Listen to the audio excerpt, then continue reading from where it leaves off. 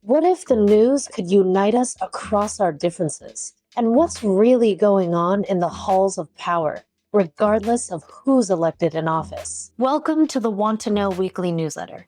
We save you time by summarizing important news articles buried by the mainstream, revealing both the darker forces shaping society and the best of human goodness, creativity, and collective power. Here are a few excerpts of this week's curated news collection. It's come to light that the Harris campaign has been editing news headlines and descriptions within Google search ads that make it appear as if major publishers like The Guardian, Reuters, CBS News, and other outlets are on her side. Instead of showing the original headlines, the Harris campaign displayed altered and fake headlines designed to sway voters. While not illegal, this misleads the public by manipulating news content without news outlets' consent. This is part of a larger trend of sophisticated media manipulation by both political parties to influence voter behavior, as seen with the Hillary Clinton campaign and DNC conspiracy to keep Bernie Sanders from getting the party nomination in 2016, and Cambridge Analytica's role in targeting voters with personalized ads in the UK on behalf of the political right. Technology is a powerful force that can transform society for the better, and we document many examples of this in our Inspiration Center. Yet when the world's biggest tech companies are becoming more powerful than most countries, it's crucial to investigate when these emerging technologies serve the interests of the powerful at the cost of the greater good. In fact, when it comes to big tech, it doesn't matter who wins the presidential nomination. This past year, the nation's largest tech companies spent millions to persuade lawmakers and regulators from both sides of the political aisle to let them continue what they're doing unregulated. Let's take a deeper look into the darker side of these emerging technologies. RealPage is a company that provides AI software to landlords to help them set rental prices. Landlords input data about their properties, and the software generates strong recommendations of what rent they should charge.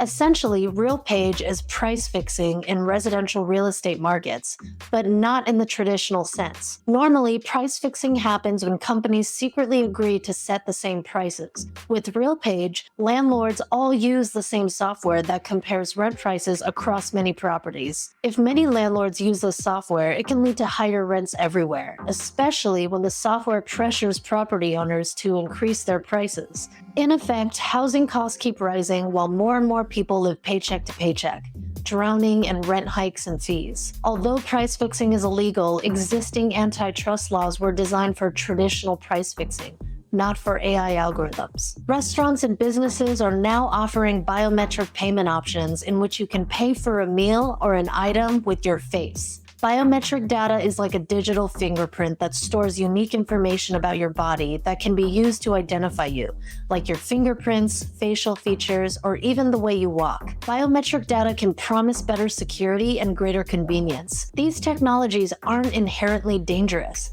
but they can be misused by irresponsible corporations and repressive government agencies. Now, corporations are being sued left and right for their use of biometric technology without customer consent. Along with the risks to privacy that we're all familiar with, these new biometric technologies carry new risks that companies are likely unprepared for. Clearview AI scraped billions of faces off of social media without consent, and at least 600 law enforcement agencies were tapping into its database of 3 billion facial images. During this time, Clearview was hacked, and its entire CLAIA list, which included the Department of Justice, U.S. Immigration and Customs Enforcement, Interpol, retailers, and hundreds of police departments, was leaked to hackers. These hacks could create problems for years to come, as seen with the recent news on how billions of records were exposed by hackers. When the tech company Peregrine delivers a supercharged search tool for police that instantly retrieves legal and surveillance records from just a name or address, we must question how it can safeguard our privacy from hackers and other bad actors when its very design undermines privacy. Especially considering Peregrine was developed by a former executive at Palantir, a private company operating with little oversight and who's got deep ties to the shadowy military intelligence world.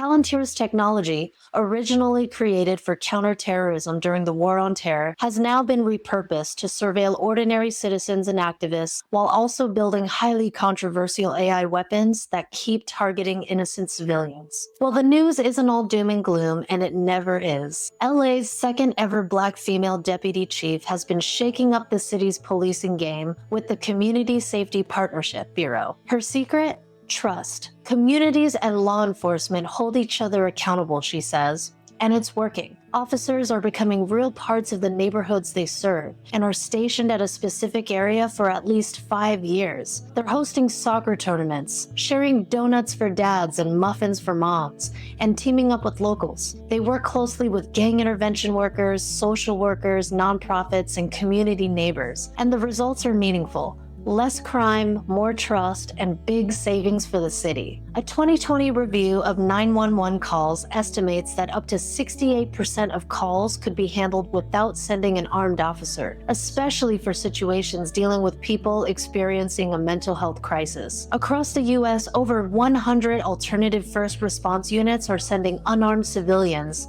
instead of armed officers to some emergencies. In Dayton, Ohio, trained mediators handle neighbor disputes. In LA, outreach workers with lived experiences tackle 911 calls about homelessness. In Anchorage, Alaska, clinicians and paramedics respond to mental health crises. Interestingly enough, there have been no known major injuries of any community responder on the job. We love any story that reconnects us with our humanity amidst the harsh realities of war. After Russia's invasion of Ukraine in 2022, nurse and military medic Oksana Sakhan found herself in a minibus evacuation, squeezed between two injured soldiers with no medicine to help ease their suffering. To calm their nerves, she started singing Ukrainian lullabies and stroking them as a mother would.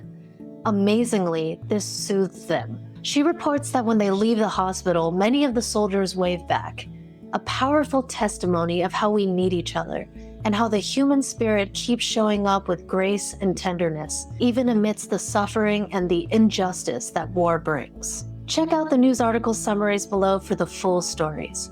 And remember, we can't shift the chaos we're in until we name it.